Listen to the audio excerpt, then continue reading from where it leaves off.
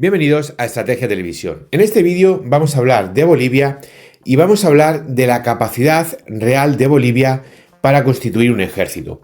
Voy a hacer un vídeo sencillito, muy fácil de entender por todo el mundo, para que más o menos os hagáis una idea general. Ni siquiera vamos a entrar en temas económicos de hasta dónde podría llegar el presupuesto de Bolivia, como por ejemplo he hecho otros vídeos y demás. Tenéis que entender los tres factores claves que afectan a Bolivia. En primer lugar, escasos recursos económicos. El Producto Interior Bruto de Bolivia es el que es. Por lo tanto, no es un Producto Interior Bruto que te vaya a dar grandes alegrías, aunque destines mucho a defensa, ¿de acuerdo? El Producto Interior Bruto de Bolivia es el que es. En segundo lugar, tenéis que tener presente que Bolivia es un país muy pobre. ¿Qué significa esto? Ahora os lo explico, pero tened en cuenta este segundo factor. Y el tercer factor es que Bolivia es un país enormemente extenso, pero muy poco poblado. Y voy a hacer incidencia en estos tres detalles para que podáis comprender un realme de Bolivia. Y luego explico qué es lo que haría yo, que es básicamente lo que haría el sentido común, más allá de complicarte la vida. En primer lugar, el que os he expuesto. El tema del Producto Interior Bruto. Bolivia tiene un Producto Interior Bruto muy reducido. Este Producto Interior Bruto no te va a dar para adquirir grandes sistemas. De hecho, tendrías que subirle bastante a un 3 o a un 4 para poder llegar y adquirir, aunque fuese un escuadrón de aviones de combate. Al menos para eso. Como veis, no se puede llegar y decir, no, voy a repotenciar las Fuerzas Armadas de Bolivia porque tu realidad económica es la que es. No tienes una gran capacidad económica, con lo cual las compras van a tener que ser compras muy normalitas. No te vas a poder dar grandes alegrías. No vas a llegar y decir, voy a comprar 64 cazabombarderos. No te da. El Producto Interior Bruto que tienes es el que tiene. No te da. Punto número 1. Punto número 2. El tema de la pobreza. ¿A qué me refiero con el tema de la pobreza? Me refiero a que las estructuras de Bolivia son unas estructuras bastante subdesarrolladas. Hay países, por ejemplo, vamos a poner un ejemplo, España e Indonesia. Son dos Productos Interior Bruto parecidos. Vale, sí, ya sé que el de España es un poquito más grande, pero bueno, son dos Productos Interior Bruto más o menos parecidos. Que España dedique el 2% a defensa, imaginemos que fuese exactamente el mismo Producto Interior Bruto. Si España dedica el 2% a defensa y Indonesia dedica el 2% a defensa, realmente España va a destinar más dinero. ¿Por qué? Por un simple motivo. Al final el 2% del PIB es orientativo, ¿de acuerdo? Es un dato orientativo. Tú no tienes un PIB, el dinero sale de los presupuestos del gobierno y el presupuesto del gobierno no es el PIB. El presupuesto del gobierno es lo que tú recaudas. Claro, ¿qué pasa en España? En España, hasta en la última pedanía, en la última aldea perdida, hay un sistema administrativo. A ti te cobra el Estado, tienes unos impuestos que se pagan siempre, tienes que hacer unas declaraciones. Es decir, el Estado está permanentemente encima tuya. Te está robando sistemáticamente, que al final el impuesto es un robo legalizado, pero es un robo al ciudadano. Y pagar impuestos es de idiotas, así de claro. Entonces, sobre todo cuando los impuestos son abusivos, como pasa en España, que es un expolio. Entonces, en este aspecto, tú en España es prácticamente imposible que te escape del sistema, porque el sistema está pensado y desarrollado para robar al ciudadano. En países en vía de desarrollo, en países del tercer mundo, el Estado tiene menos capacidad de recaudación. ¿Por qué? Porque no está tan desarrollado. El Estado, sus tentáculos no llegan hasta la última aldea de 20 personas, como pasa en España. Con lo cual, señores, la capacidad recaudatoria de Indonesia es peor que la española. La española está extremadamente desarrollada y sofisticada para robar al ciudadano. Sin embargo, Indonesia, al ser un país del tercer mundo, no tiene esos tentáculos. Pueden tener una estructura, sí, pero ni está tan desarrollada ni es tan sumamente eficaz como el caso de la estructura española. En este aspecto tenéis que comprender esto, que nunca van a ser el mismo porque la capacidad de recaudación de España es muchísimo mayor que la de Indonesia. En Indonesia hay mucho dinero negro y hay mucho dinero que, digamos, pasa de lado frente al Estado. Mientras que en España o en cualquier otro país de Europa, o Australia, Japón y demás, esto es muchísimo más complicado porque la estructura del Estado está mucho más desarrollada y tiene unas capacidades muchísimo mayores para recaudar, ¿vale?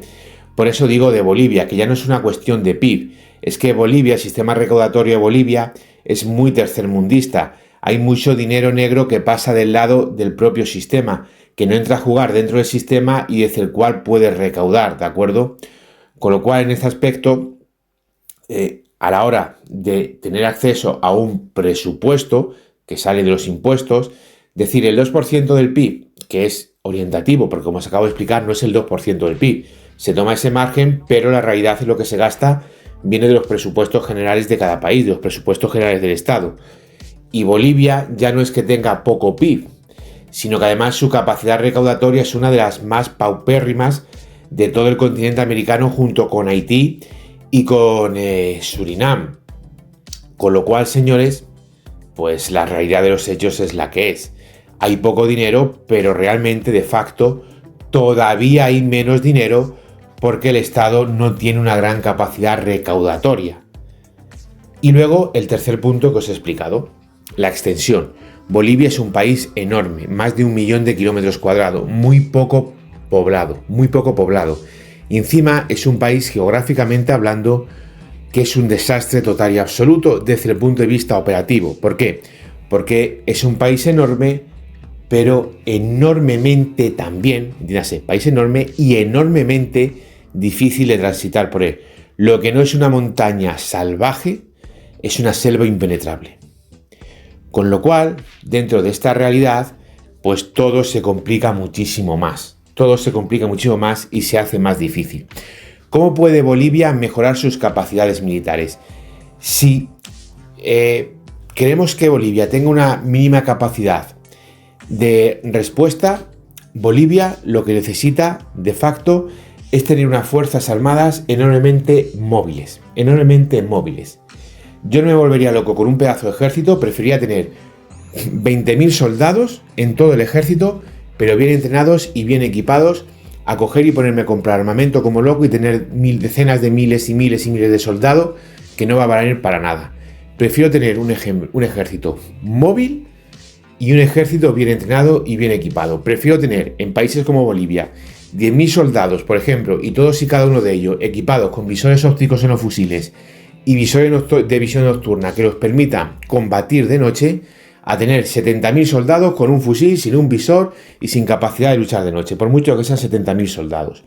Entonces yo buscaría eso, me centraría muchísimo en los medios de ala rotatoria, muchísimo, porque es lo que te permiten llegar a cualquier parte del país, independientemente que sea selva, montaña, lo que quiera, y apoyar en el sitio exacto, me centraría muchísimo en los medios helitransportados y me centraría muchísimo en tener una base enorme de infantería que la apoyaría con lo que pudiese. Si puedo comprar vehículos 6x6, pues compraría los vehículos 6x6 que pudiese. Si me tengo que conformar con vehículos 4x4, pues los vehículos 4x4 que pueda. Si en vez de artillería de cadenas de 6 millones de dólares la unidad, me tengo que conformar con cañones remolcados de 105, pues me conformo. Pero me centraría fundamentalmente en eso, en tener un ejército bien entrenado, bien equipado, que esto es importantísimo, y altamente móvil, con una fuerza de helicóptero que me permitan desplazarme por el país y, por supuesto, con la capacidad real de enfrentarme a lo que venga las 24 horas del día. ¿Y por qué esto es importante? Y con eso termino el vídeo. Porque tampoco hay ninguna maravilla que te vaya a atacar. Ni Argentina, ni Brasil, ni Chile, ni Perú tienen unos ejércitos con una capacidad logística lo suficientemente importante para conquistar un terreno tan grande como es el boliviano. Ahora mismo solo habría un país que más o menos podría intentarlo y a ver cómo le sale, que sería Brasil. Pero ya os puedo asegurar yo que ni siquiera Brasil.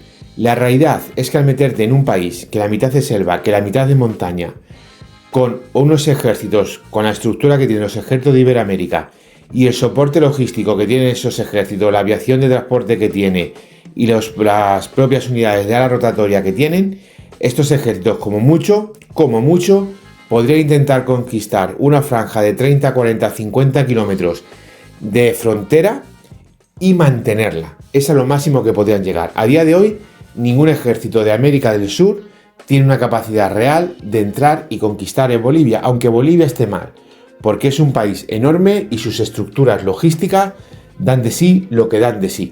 Ninguno podría ni conquistarla, ni lo que es más difícil, mantenerla.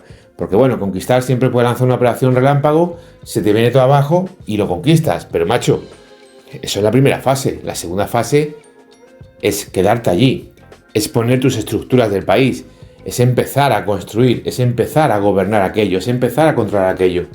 Y si ya para invadir tienen pocos recursos, para controlar aquellos no duran ni 5 minutos. Esta es la realidad.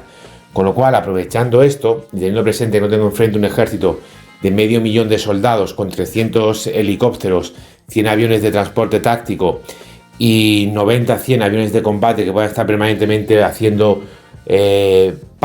sobre mi territorio para dar apoyo a la fuerza de tierra, yo me centraría en eso, en tener unidades extremadamente operativas, en tener unidades que den una capacitación real de respuesta lo más rápida posible ante cualquier acción negativa para mi territorio, ya podemos llamar esta acción como queramos, invasión, grupo guerrillero, lo que sea, me da igual. Y por supuesto tener unos soldados bien entrenados y bien capacitados. Yo siempre lo he dicho, prefiero poco y bien que mucho que no sirva para nada. Gracias por ver el vídeo, es un honor informaros de la realidad, no dudéis en dejarme vuestras opiniones y nos vemos en el siguiente análisis estratégico.